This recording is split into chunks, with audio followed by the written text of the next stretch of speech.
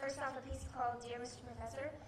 It's a response to a college professor who started losing hope in his freshman class. Hey, Mr. Professor, or should I say Mr. Spot On. I just spent the last 12 years of my life learning to take a test. You're Mr. Spot On because the art of learning was lost among the system years ago. A system of hoops. Hoops that teach children it's more important to learn how to jump than to learn why you jump in the first place. I just spent the last 12 years of my life a square peg filling the round holes of multiple choice tests. It's called technical writing. Don't worry. All you need is a formula. It's a round formula. So, Mr. Professor, I will come to you knowing only to fill 26 lines with the acronym AQUA on repeat. Answer, quote, understand, analyze. Mr. Professor, I'm sorry. I'm sorry you will read 100 essays that could have came out of the same Mad Libs book. But when I was in 9th grade, my teacher told me, there's no room for creativity, Bailee.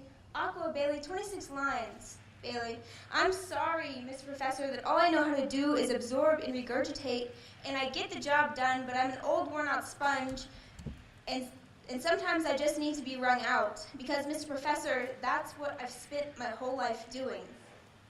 The system, Mr. Professor, they call it No Child Left Behind. But really, if you don't jump through the right hoops, waves of ridicule will drown you, and that's when we wash up to your lecture hall hollow. Because our passion for learning was left behind in the 3rd grade.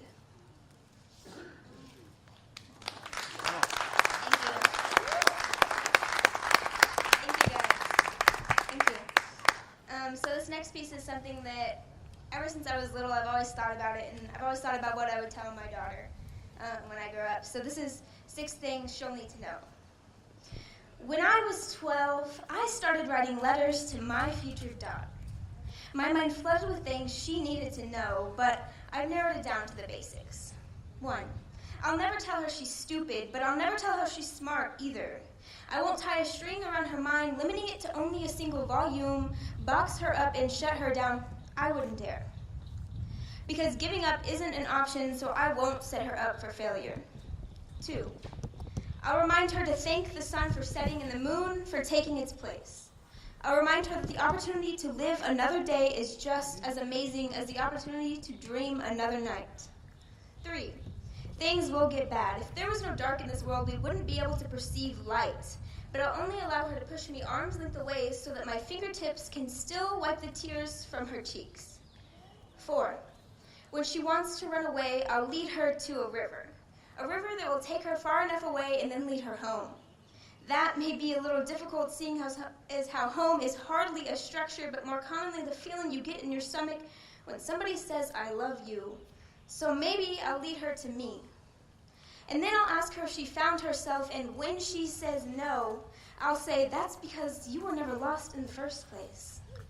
5, when she feels as though she can't breathe and the whole world is plotting against her, I'll invite her to chase the sun with me.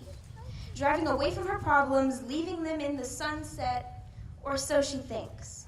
This is how she will learn that demons run too. 6, lastly, I'll paint the solar systems on the backs of her hands. That way she'll never be naive enough to say, I know that with the back of my hand. Thank you, guys.